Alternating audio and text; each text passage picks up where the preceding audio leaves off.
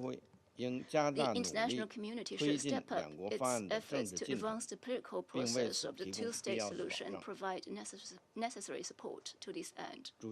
President, for some time now, we have witnessed a dangerous sign in the Middle East, as the international rule of law and international order are violated and undermined. The law of the jungle seems to reign.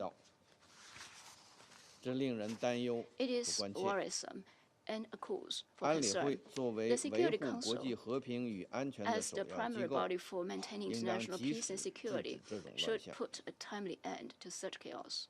We support further actions by the Council to bring about a permanent ceasefire in Gaza, restore peace in the Middle East, and achieve a comprehensive, just, and lasting solution to the Palestinian question. Thank you, President. I thank the representative of China for the statement. I shall now make a statement in my capacity as representative of Denmark. And I would like to join to colleagues in thanking Undersecretary Fletcher for his sobering briefing and his very detailed description of the many achievements achieved during the ceasefire. At the outset, let me express Denmark's shock and sadness over the news coming from Gaza about the many civilian casualties following the Israeli airstrikes last night. Let me be clear. This violence must stop, and the terms of the ceasefire must be respected. A ceasefire that can pave the way for the release of all remaining hostages and ensure much-needed humanitarian aid to the civilians of Gaza. We urge all parties to show restraint. Denmark has repeatedly underlined the need to ensure the protection of civilians in line with international humanitarian law. We reiterate this call today.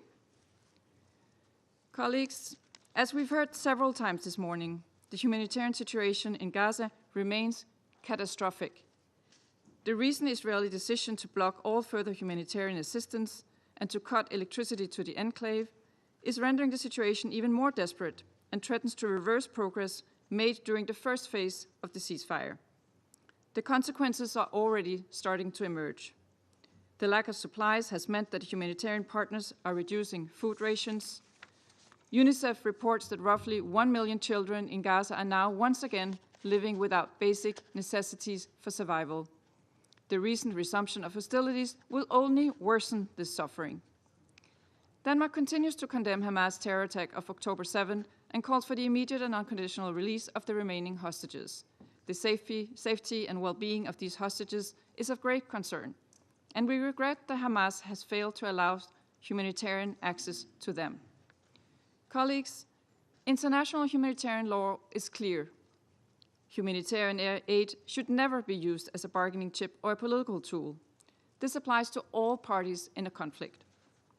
As the occupying power, Israel is obliged under international law to ensure the protection of civilians and ensure the civilian population does not lack food or other basic needs, including water. Civilians of Gaza have suffered enough.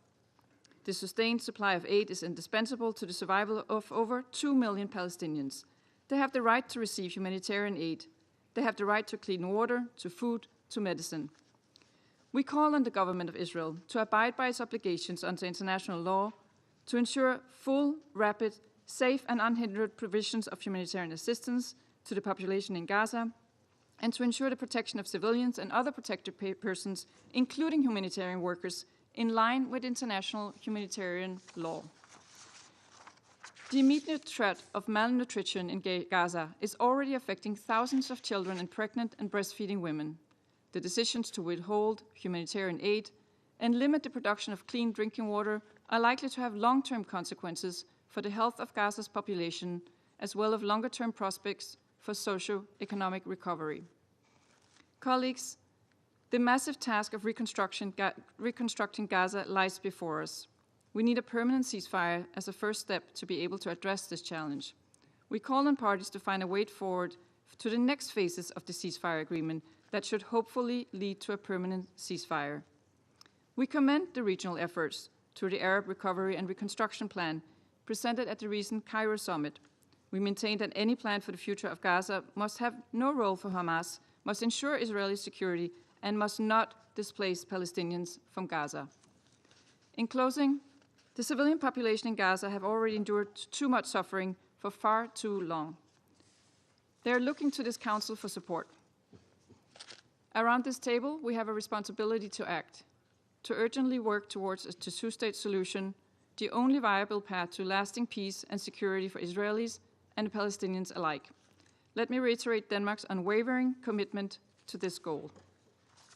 And I now resume my functions as President of the Council. I give the floor to the permanent observer of the Observer State of Palestine.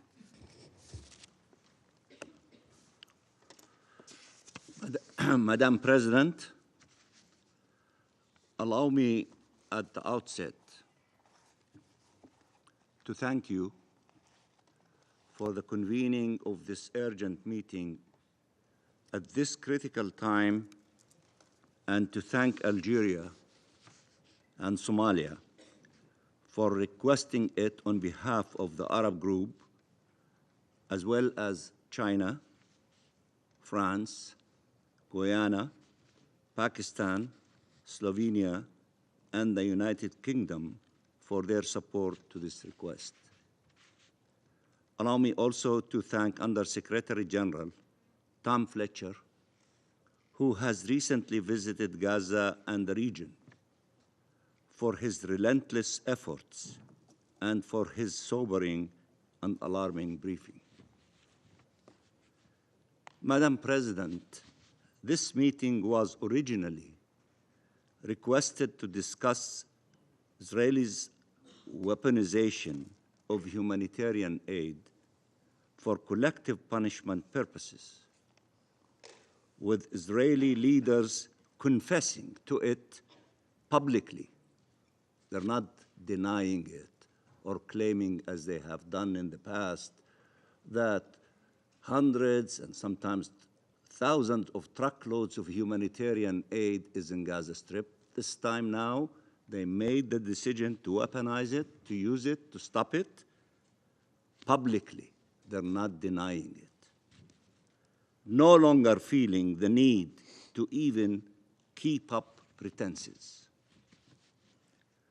We were supposed to gather here to discuss how an entire civilian population who had survived a genocide and with still immense needs was yet again confronted with fuel and electricity being cut off, leading to the shutdown of essential water and sewage treatment facilities, worsening the already dire humanitarian conditions in Gaza, so-called evacuation orders to advance, forcible displacement, and all this coupled with the hermetic siege denying the entire civilian Palestinian population life-saving aid since the beginning of the month.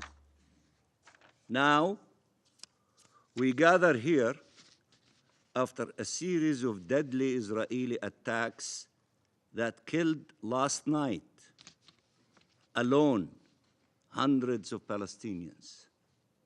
Current reports indicating over 400 killed and nearly 600 injured in the span of few hours during the night last night, reminiscent of the criminal bombardments our people endured for over 15 months. The same images are back to haunt us. Small children on Garnia's little siblings, injured and disoriented, trying to comfort and reassure each other. Entire families killed, children, mothers, fathers, searching for their loved ones under the rubble, not knowing if they are dead or alive. Bombardments, death, devastation, fire, and fear are yet again spreading throughout the Gaza Strip. And this is all happening during the Muslim holy month of Ramadan, 1 year after the councils chose this same period, given its significance, to call for the first time for a ceasefire to hold the genocide and stem unimaginable human suffering. In our tradition, nobody would fight during the month of Ramadan. This is from the beginning of time. But yet, the criminals, cruel, selfish leaders of the government of Israel, of the occupying authorities, do these things in spite of traditions and respect for religion and humanity. Madam President, Palestinians are being killed indiscriminately, are being denied humanitarian aid indiscriminately, are being maimed and detained indiscriminately. We condemn these crimes in the strongest possible terms. This can never be justified and must stop immediately. Must stop immediately. And I agree with you, Madam President, when you said that you have a responsibility around the table to act. You are the Security Council. Act. Stop this criminal action. Stop them from denying our people food in the month of Ramadan and water and the hospitals to operate. Act. You have resolutions. Act. You have power. Act. Or, as my friend, the ambassador of Slovenia said, you become irrelevant. Act according to the power given to you by the Charter of the United Nations. Madam President, ceasefire works. It is the only thing that does. It stopped the bloodshed. It allowed the entry of humanitarian aid Israel had long denied. It allowed the release of hostages and prisoners. It allowed for the starving people to be given sustenance, for the sick and wounded to receive medical care, as the tenets of international humanitarian law and our very humanity oblige. Life was starting to triumph over death. Our collective role is to ensure life prevails, and that requires ensuring the full and effective implementation of Resolution 2735. Resolution 2735 is unequivocal. It clearly spells out the terms of each phase and the obligations of each side. It also clearly states in relations to phase 2, which includes release of hostages and full withdrawal of Israeli occupation forces from Gaza, that the ceasefire will continue as long as negotiations continue. And negotiations will keep going until all the agreements are reached and phase 2 is able to begin. There should not be unilateral, self-serving, and irresponsible decisions to execute breaking the ceasefire. While the Trump administration has prioritized the release of hostages, it is evident that Netanyahu's concern for his political selfish survival far outweighs his concern for the survival of the hostages. Madam President, the resolution is also clear in rejecting any attempt at demographic or territorial change in the Gaza Strip, including any actions that reduce the territory of Gaza, a goal Israel continues to pursue as mass forcible displacement and annexation remain its primary aims throughout the occupied Palestinian territory. The resolution also reiterates the Council's unwavering commitment to the vision of the two-state solution where two democratic states, Israel and Palestine, live side by side in peace within secure and recognized borders, consistent with international law and relevant UN resolutions, and stresses the importance of unifying the Gaza Strip with the West Bank under the Palestinian Authority. This is the only way forward. This is the only way forward. Sustaining the ceasefire, implementing it in full, and transforming it into a clear and immediate pathway to Palestinian independence and ceasefire for all. Act now. You can act, not to allow the ceasefire to be broken, not to allow the starvation of the Palestinian people. Act now. Madam President, the State of Palestine and Arab countries, with the support of many around the world, have exerted every effort to ensure that Gaza in particular and Palestine as a whole are set on a different trajectory towards life and liberty, to change the reality our people has been for too long endured, and to change forever and for the better our region, for the benefit of all states and all peoples. A clear vision accompanied with a solid plan was endorsed by the Arab Summit and supported by the OIC ministerial meeting and has been welcomed worldwide, and many of you in your statements referred to your support to what was adopted in the Arab Summit conference. A small ray of hope was appearing on the dawn of the possibility of changing the tragedy in the Middle East to something that is different and promising.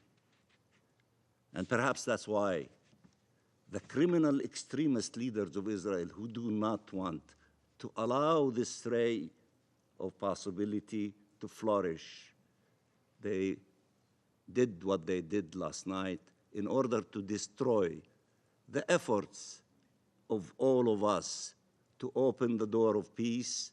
They are trying to close that door and to open the door of war and destruction and killing people. These efforts should be supported. The efforts of the Arabs, the OIC, and all of you that you've referred to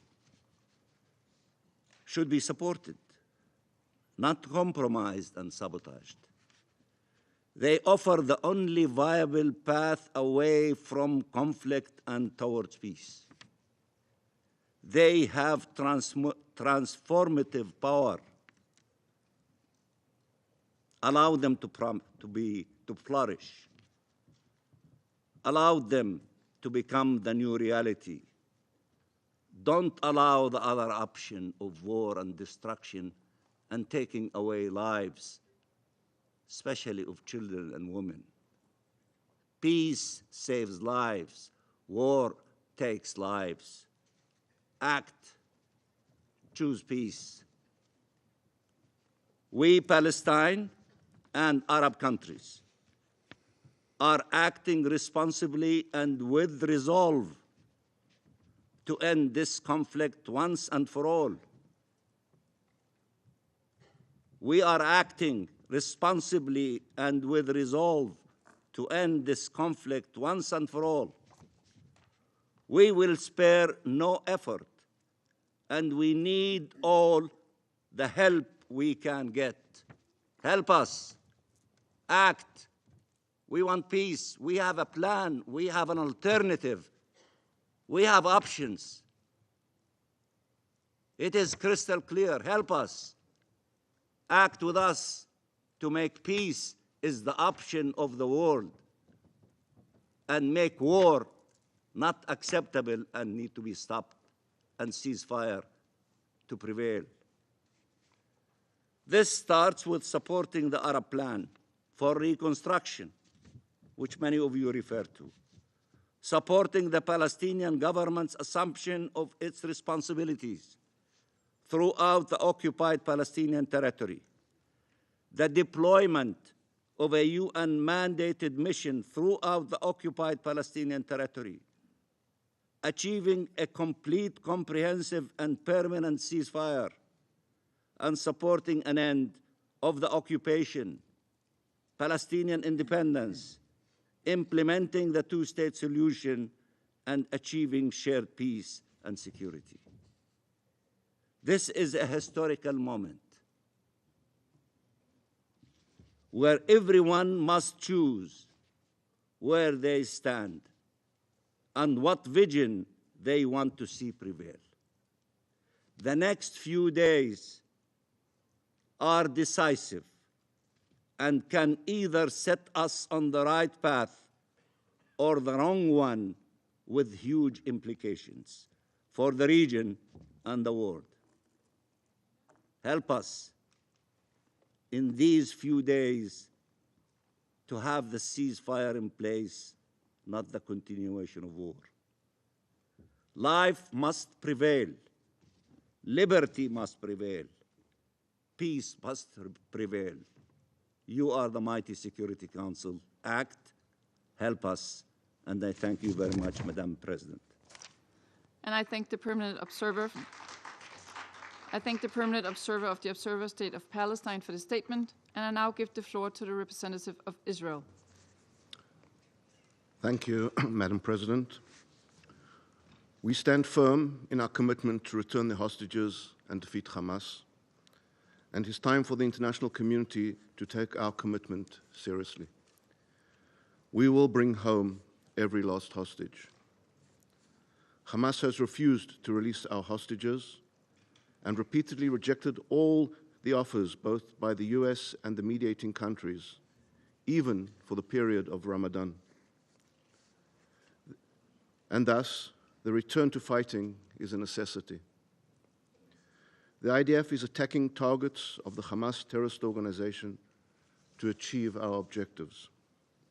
These precise attacks include Hamas terrorist commanders, terrorist cells, launch posts, weapon stockpiles, and additional military infrastructure that are being used by these terrorist organizations to continue to plan and execute attacks against Israeli civilians and IDF soldiers. However, we are drawn into a discussion today not to alleviate suffering, not to seek truth, but to indulge the political agenda of certain members of this Council, those who wield humanitarian rhetoric and feign concern as a weapon, turning a blind eye to the primary cause of suffering in Gaza, the Hamas terrorist organization, which continues to hold 59 innocent hostages. For those truly concerned about humanitarian crises, there is one that should be paramount: the hostages still held in Hamas's brutal captivity. Men, women, children, the elderly, innocents ripped from their homes and subjected to horrors beyond comprehension. Many are already believed to be dead, while others continue to be tormented day after day. For over a year and 4 months, they have been deprived of sunlight, medical care, the comfort of their family's embrace. Their conditions are unknown, their treatment unimaginable. This is the most urgent humanitarian crisis, and yet those who claim to be the loudest voices for human rights have somehow lost their voices on this matter. So let us be clear: any discussion of humanitarian suffering that does not begin with the hostage release is not an honest discussion. For months, Israel took unprecedented steps to facilitate humanitarian aid into Gaza. Israel's war is against Hamas, not Gaza's civilians. And yet, despite our efforts, Hamas refuses every opportunity for peace. It refuses to release the hostages.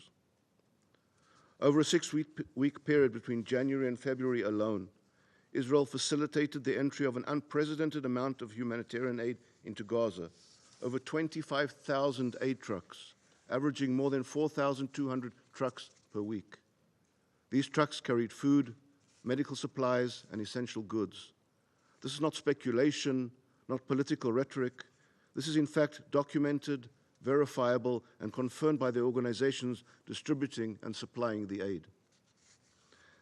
In addition to the thousands of aid trucks, bakeries are operational across Gaza, producing millions of loaves of bread daily. In northern Gaza alone, increased fuel deliveries resulted in a 40% increase in bakery output. The slander that the people of Gaza are currently starving is quite simply untrue. Fuel and gas deliveries also continued over this period. Nearly 1,000 fuel tankers entered Gaza, including 275 to the north. Claims that the electricity cutoff has plunged Gaza into humanitarian collapse are greatly exaggerated, particularly regarding water infrastructure. Water pipes and sewage repair materials were sent to northern Gaza, ensuring that infrastructure remains functional. During the same 6-week period, over 840,000 tents were delivered. This was a massive logistical undertaking supported by international partners and facilitated by Israel. Madam President, let us be very clear. If there is suffering in Gaza, it is not because of a lack of aid. It is because Hamas has hijacked an entire civilian population for its own violent ends. Hamas diverts food, Hamas hoards fuel, Hamas transforms hospitals, schools, and UN facilities into command centers, ensuring that even in the presence of humanitarian aid, suffering persists. But somehow, in the debates of this Council, Hamas is an afterthought, a footnote, a mere inconvenience in the preferred narrative. And so, instead of asking why Hamas continues to prolong this war, instead of asking why Hamas rejected a ceasefire extension that would have freed civilians from suffering, instead of asking why Hamas holds hostages in horrific conditions, instead of asking these questions, certain members choose instead to malign Israel, the only party in this conflict undertaking their humanitarian obligations and taking steps to meet them. Israel will not be lectured by those who exploit human suffering for political gain. If this Council wishes to address suffering, then it must demand the immediate and unconditional release of the hostages. There can be no progress until this occurs. There can be no relenting against the evil that we face. The massive amounts of humanitarian aid which Israel coordinated and facilitated, at least those amounts not seized by Hamas, have reached every segment of Gaza's population, with one tragic exception: the hostages. While Gazan civilians benefit from food, medicine, shelter, and support, these innocent individuals languish in conditions that defy human comprehension, a stark reminder of the vast moral inequivalence between Israel and Hamas. The release of the hostages is the first, the most urgent, the most fundamental step towards ending this war. The people of Gaza deserve a future free from Hamas and the pain that they wrought. The innocent Israelis wasting away in Hamas's tunnel network must once again feel the sun on their faces and embrace their loved ones. This is the only true path to peace. I thank you, Madam President. I thank the representative of Israel for the statement. I now give the floor to His Excellency Mr. Majid Abdulaziz, Permanent Observer of the League of Arab States to the United Nations. شكرا سيدة الرئيسة. يسعدني أن ألقي هذا البيان اليوم.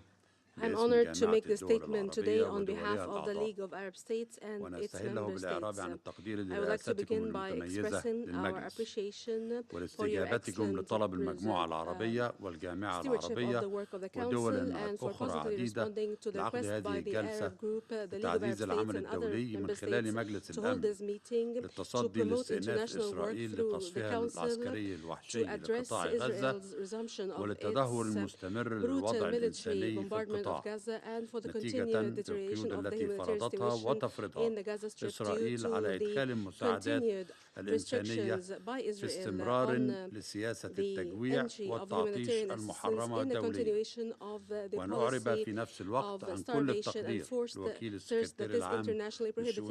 We would like to express our appreciation to USG Fletcher for the important briefing and the constructive suggestions.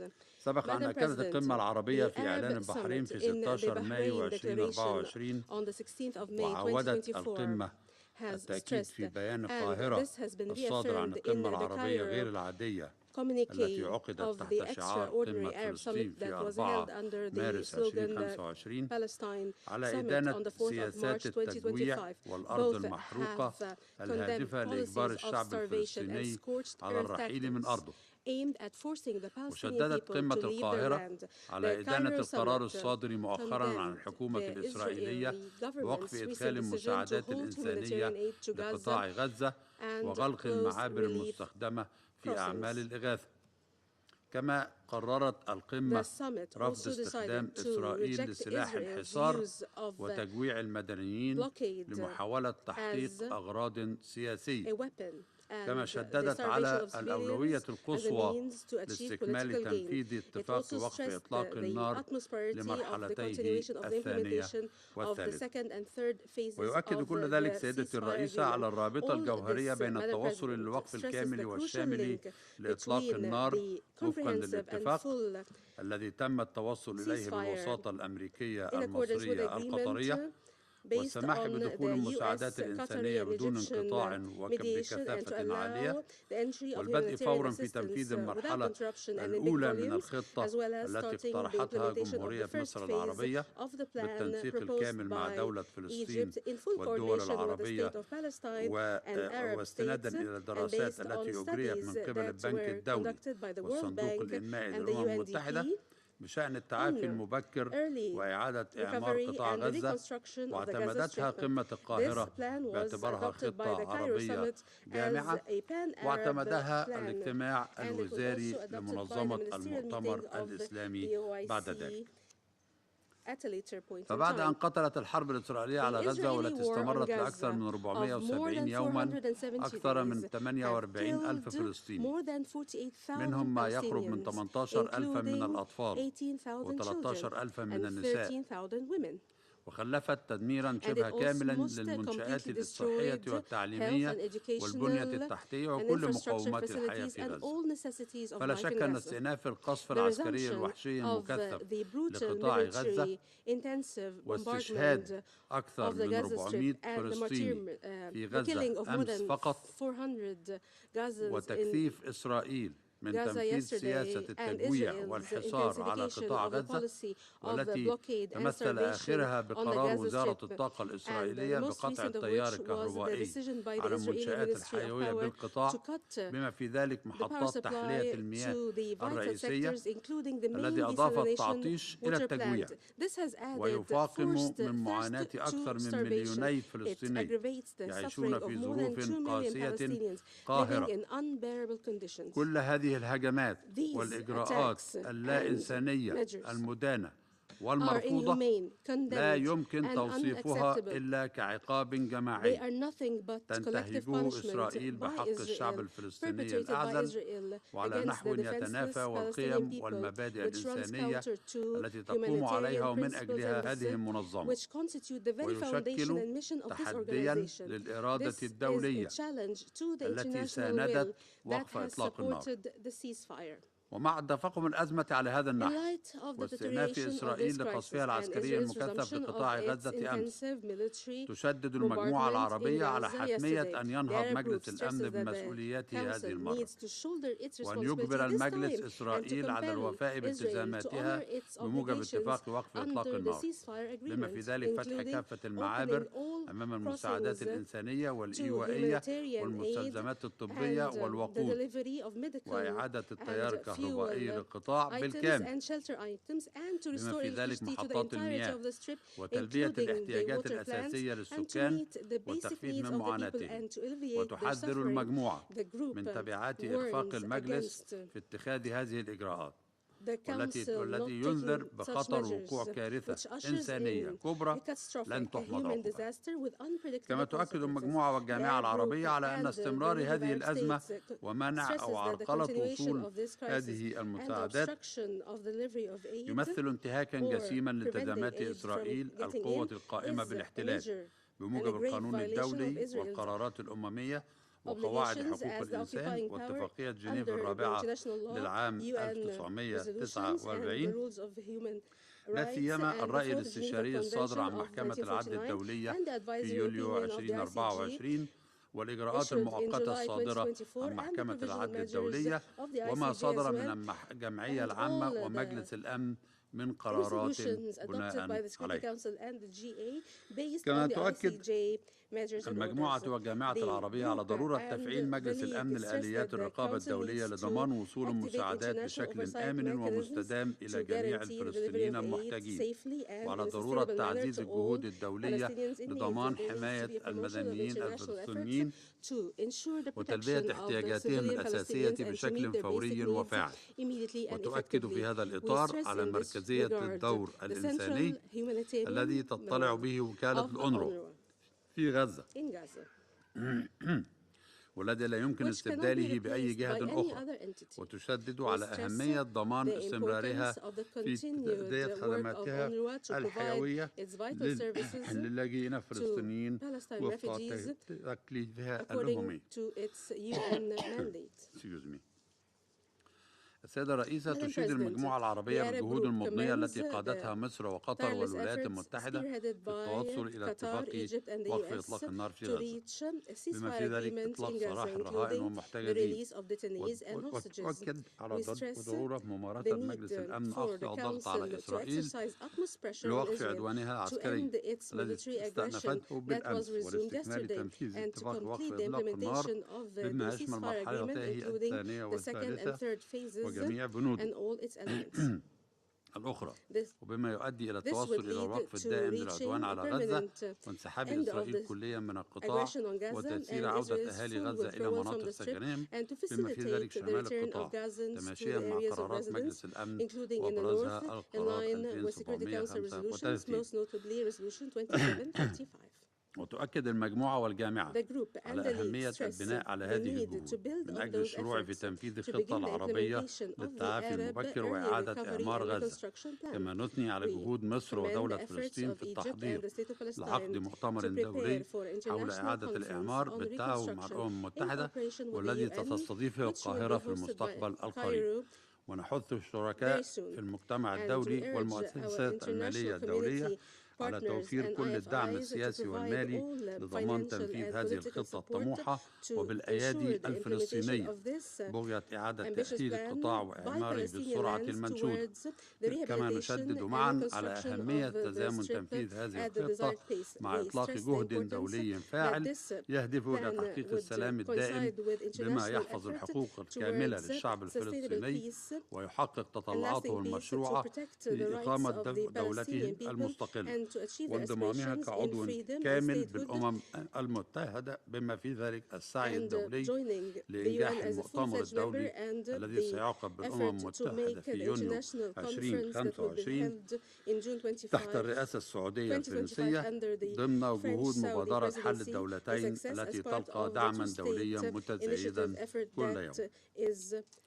ختاما، السيدة الرئيسة، تجدد المجموعة العربية وجامعة الدول العربية التأكيد على تضامنها الكامل مع الشعب الفلسطيني وعلى دعمها القوي لصموده التاريخي على أرضه وتمسكه بها ورفضه التهجير منها.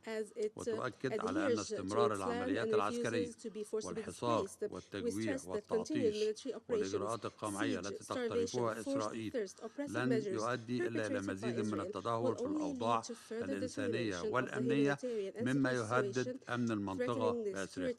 ونجدد تأكيدنا على أن الحل الوحيد لهذا الصراع يكمن في إنهاء الاحتلال الإسرائيلي وضمان حق الشعب الفلسطيني في تقرير المصير وإقامته لدولته المستقلة ذات السيادة وعاصمتها القدس الشرقية على أساس حل الدولتين ومبادرة السلام العربية وانضمام دولة فلسطين كعضو كامل العضوية في الأمم المتحدة. شكرا سيدتي الرئيسة. I thank His Excellency Mr. Abdulaziz for the statement. The representative of the United States has asked for the floor to make a further statement. I give them the floor. Thank you, Madam President. I couldn't help but notice that some of the behavior during this meeting, including departing from the chamber and leaving a seat vacant while the representative of Israel was speaking under Rule 37, is inconsistent with the decorum that we expect in this chamber, and I just wanted to register that. I thank you. And I thank the United States, the representative of the United States, for the statement. There are no more names inscribed on the list of speakers. The meeting is adjourned.